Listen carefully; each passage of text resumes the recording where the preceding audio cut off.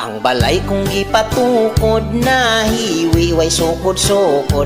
Ang libor gasigig lingkod, ang panday kay naglibor. Asawa ko nagpagulbol, panday glibor kipang potbol. Nagmahay mi og nagbasol, dakog siya ang mga kwanggol. Kasukog kalagot gipugngan paraway samok, kay dili mi gusto gubot, di na lang mi magbagot-bot. Apan buol nga paminawon mo, aksyon gyud mig hinuktok, kay kami mapaubsanon pagsuway among dawaton.